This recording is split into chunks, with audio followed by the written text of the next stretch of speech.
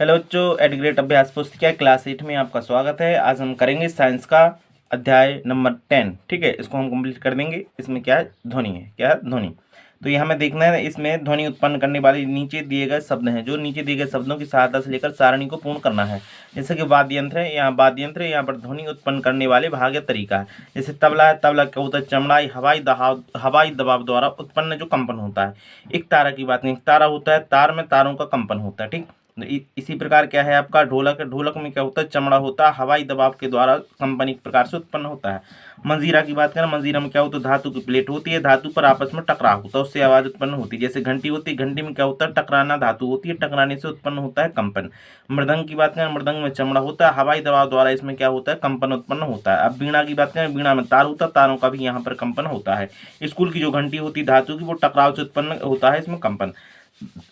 Harmonium की बात करें, हारमोनियम क्या होती है, हवा और रोकने से उत्पन्न होता है, इसमें कंपन। ठीक, हवा को रोका जाता है तब उससे कंपन उत्पन्न होता है। आगे देखते हैं, जैसे कि बांसुरी, बांसुरी में क्या है, इसमें भी हवा को रोकते हैं तो कंपन उत्पन्न होता है। यहाँ पर ये तालिका होती है कंप्लीट। अब चलते हैं क्वेश्चन की ओर।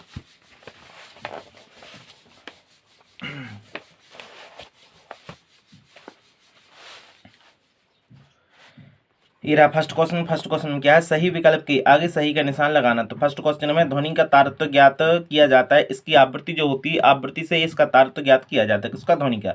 चित्र दिया है, नीचे दिए गए, नीचे चित्र में दर्शाए गए अलार्म की घड़ी एक बर्तन में रखी है। अलार्म की ध्वनि बर्तन के पास खड़े व्यक्ति को स्पष्ट सुनाई देती है। यदि बर्तन के अंदर वायु को पूरी तरह से निकाल दिया जाए तो पास खड़े व्यक्ति के लिए अलार्म की प्रबलता में कैसे प्रभावित होगी। आंसर है, हो जाएगा इसका, ध्वनि है जो सुनाई नहीं देगी, क्योंकि ध्वनि को एक स्थान से दूसरे स्थान गमन करने के लिए किसी माध्यम की आवश्यकता होती है। यहाँ पर हवा है, हवा इसमें माध्यम नहीं है, यानी हवा निकाल दी गई है इस जार से, इसलिए क्या हवा निकाल देने से हमें ध्वनि नहीं सुनाई देगी। आगे देखते हैं question number third. Question number third में, मैं एक वाद्य यंत्र हूँ, मुझ में कंपित झिल्ली द्वारा उत्पन्न ध्वनि होती है, बताइए मैं कौन सा वाद्य यंत्र। इसमें हो जाएगा तबला। ठीक, आगे देखते हैं क्वेश्चन नंबर 4। क्वेश्चन नंबर 4 में क्या लिखा है, कुछ माध्यमों की सूची नीचे दी गई, जैसे लकड़ी है, जल है, वायु है, निर्वात है, इनमें किन माध्यमों में गति गमन कर सकती है। तो इसमें हो जाएगा फर्स्ट, सेकंड और थर्ड में। ठीक, तो इससे फर्स्ट, सेकंड और थर्ड इसमें क्या हो जाएगी, ध्वनि उत्पन्न हो जाएगी। कौन कौन सा, फर्स्ट में मतलब लकड़ी, सेकंड में क्या हो जाएगा आपका जल, और थर्ड में क्या हो जाएगा वायु। आगे देखते हैं क्वेश्चन नंबर 5। क्वेश्चन नंबर 5 में क्या है, ध्वनि की प्रबलता घटाने के लिए हमें ध्वनि के कंपनों की क्या करती है, आयाम को घटाना होता है। जब ध्वनि की हमें प्रबलता घटानी हो तो हम क्या करते हैं, ध्वनि की है जो ध्वनि के आयाम कंपनों की क्या करते हैं, ध्वनि के कंपनों को हम घटा देते हैं। आयाम, ध्वनि की कंपनों की संख्या घटाने के लिए हम क्या करते हैं, आयाम को घटा देते हैं। आगे देखते हैं question number first. Question number first में क्या है, नीचे दिए गए, क्वेश्चन नंबर सेकंड है, नीचे दिए गए शब्दों का चयन कर रखते स्थानों की पूर्ति करना। जो शब्द है, जैसे कि प्रबल दिया है, हर्ज है, शोर है, 20 हर्ज है, 20 हर्ज से 20,000 हर्ज है, आवृत्ति है। ये हमें इसको फिल इन द ब्लैंक में यहाँ पर फिल करना है। तो क्या दिया है, फर्स्ट में प्रति सेकंड होने वाली दोलनों की संख्या को क्या कहते हैं, आवृत्ति कहते हैं। प्रति जो सेकंड होता है, प्रति सेकंड होने वाले जो दोलन है उनकी संख्या को आवृत्ति कहते हैं। जो मानव कान है, मानव कानों की श्रव्यता का परास होता है 20 हर्ट्ज से 20,000 हर्ट्ज से होता है। कितना होता है, 20 हर्ट्ज से 20,000 हर्ट्ज तक होता है मानव कान की श्रव्यता का परास। आगे देखते हैं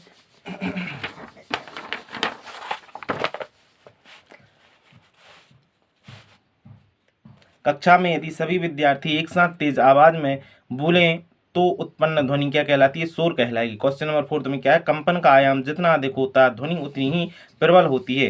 क्वेश्चन नंबर 5 में क्या, आवृत्ति को समाप्त हर्ट्ज से व्यक्त करते हैं। आगे देखते हैं अति लघु उत्तरीय प्रश्न। जब हम बातचीत करते हैं तो क्या हमारे शरीर का कोई भाग कंपन करता है, यदि हाँ तो उस भाग का नाम बताइए। हाँ, हमारे गले में स्थित एक स्वर तंत्र कंपन करता है। इसका आंसर हो जाएगा ये वाला। Question number 4। क्वेश्चन नंबर 4 में क्या है, पुरुषों की तुलना में महिलाओं की आवाज तीखी क्यों होती है। पुरुषों की ध्वनि का तारत्व तो कम होता है, इसके विपरीत महिलाओं की ध्वनि का जो तारत्व अधिक होता है, इसलिए आपको आवाज तीखी सुनाई देती है। आगे देखते हैं क्वेश्चन नंबर 5। क्वेश्चन नंबर 5 में क्या है, ध्वनि की प्रबलता आयाम पर किस प्रकार निर्भर करती है। यदि आयाम दोगुना कर दिया जाए तो प्रबलता कितनी बढ़ जाएगी। तो इसका आंसर होगा, ध्वनि की प्रबलता आयाम के वर्ग के अनुपात में बढ़ती है। यदि आयाम दोगुना कर दिया जाए तो प्रबलता क्या हो जाएगी, 4 गुना बढ़ जाएगी। आगे देखते हैं क्वेश्चन नंबर 6। क्वेश्चन नंबर 6 में क्या है, मान लीजिए आप एक कार में बैठे हैं जिसके सभी शीशे पूरी तरह से बंद है। क्या आप कार के बाहर खड़े अपने साथी की आवाज है जो उसको सुनने में सक्षम होंगे। उत्तर बताना कारण के साथ। तो आंसर होगा नहीं, आप कार के बाहर खड़े अपने साथी की आवाज नहीं सुन सकते, क्योंकि शीशे बंद होने के कारण ध्वनि भीतर प्रवेश नहीं कर पाती है। क्वेश्चन नंबर 6 यहाँ पर होता है कंप्लीट। आगे देखते हैं क्वेश्चन नंबर 7। क्वेश्चन नंबर 7 क्या है, आवृत्ति किसे कहते हैं, इसकी क्या इकाई है। किसी आवृत्ति, हाँ आंसर देखें, किसी वस्तु कि प्रति सेकंड में किए गए दोलनों की जो संख्या होती है उसको क्या कहते हैं, आवृत्ति कहते हैं। आवृत्ति की इकाई जो होती है वो हर्ट्ज में मापी जाती है। आगे देखते हैं क्वेश्चन नंबर 8। क्वेश्चन नंबर 8 में क्या है, नीचे आवृत्ति यहाँ से, हाँ नीचे देखिए ऊपर दो चित्र हैं, ए तथा बी दिए गए हैं। चित्र ए में कोई लड़का सीटी बजा रहा है, जबकि चित्र बी में कोई लड़का क्या कर रहा है, ढोल बजा रहा है। तो इसे आंसर देना, दोनों कार्य में अधिक तारत्व की ध्वनि किसके द्वारा उत्पन्न होगी। तो आंसर होगा सीटी, और ढोल बजाने पर अधिक तारत्व की जो ध्वनि होगी वो सीटी उत्पन्न करेगी। कौन करेगी उत्पन्न, सीटी। क्वेश्चन नंबर 2, क्वेश्चन नंबर 2 में क्या लिखा है, दोनों ध्वनियों की तुलना में शेर की दहाड़ तथा पक्षी की ध्वनि से की जाए तो शेर तथा पक्षी में किसकी ध्वनि का तारत्व अधिक होगा। पक्षी की ध्वनि का तारत्व अधिक होगा, इसका आंसर हो जाएगा ये वाला। ठीक, आगे देखते हैं।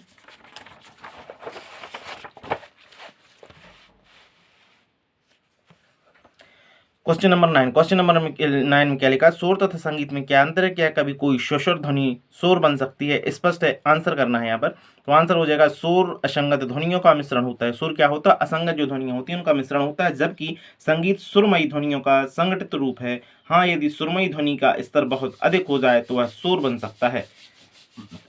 क्वेश्चन नंबर 10, क्वेश्चन नंबर 10 में क्या लिखा है, हम जानते हैं कि ध्वनि उत्पन्न करने के लिए कंपन आवश्यक है। स्पष्ट कीजिए कि प्रत्येक कंपित वस्तु द्वारा उत्पन्न जो ध्वनि हम क्यों नहीं सुन सकते। आंसर ए रहा, इसको आप नोट डाउन कर लें, फिर इसके बारे में हम बता देते हैं। यदि कंपन की आवृत्ति बहुत कम या बहुत अधिक हो तो वह ध्वनि श्रव्य सीमा के बाहर होती है, इसलिए हम इसे सुन नहीं सकते। क्वेश्चन नंबर 11, क्वेश्चन नंबर 11 में क्या है, श्रव्य तथा अश्रव्य ध्वनियों में अंतर बताना है। श्रव्य ध्वनियां 20 हर्ट्ज से 20,000 हर्ट्ज की आवृत्ति वाली होती हैं, जिन्हें मानव कान सुन सकता है। अश्रव्य ध्वनियां इस सीमा से बाहर होती हैं, अतः हम इसे सुन नहीं सकते। क्वेश्चन नंबर 12, क्वेश्चन नंबर 12 में क्या है, आपने घर में पाए जाने वाले कुछ ऐसे स्रोतों की सूची बनाई है जो ध्वनि प्रदूषण उत्पन्न करते हैं, जैसे कि लाउड स्पीकर और मशीनें क्या करती हैं, ध्वनि प्रदूषण करती हैं। क्वेश्चन नंबर 12 यहाँ होता कंप्लीट। आगे देखते हैं क्वेश्चन नंबर 13। क्वेश्चन नंबर 13 क्या है, ध्वनि प्रदूषण किसे कहते हैं। लगातार ध्वनि प्रदूषित क्षेत्र में रहने पर स्वास्थ्य पर हानिकारक प्रभाव पड़ सकता है। लिखना है, अवांछित और हानिकारक ध्वनियों का अत्यधिक स्तर ध्वनि प्रदूषण कहलाता है। यह कानों तथा मानसिक स्वास्थ्य पर बुरा प्रभाव डाल सकता है, जिससे चिंता, सिर दर्द और सुनने की क्षमता में कमी जैसी समस्या हो सकती हैं।